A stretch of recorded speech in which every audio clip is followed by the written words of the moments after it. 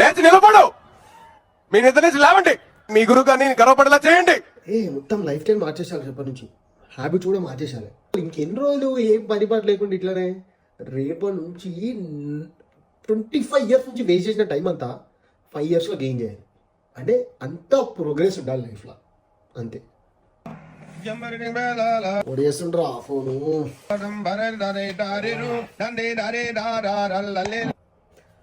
చెప్పు.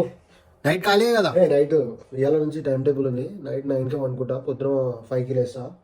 మార్నింగ్ తర్వాత మొత్తము స్నానం చేయడం అదంతా, దాని తర్వాత నుంచి చదువుకోవడం. ఇక 1 monthలో జాబ్ కొట్టాలి. 1 yearలో మన రేంజే మారిపోవాలి.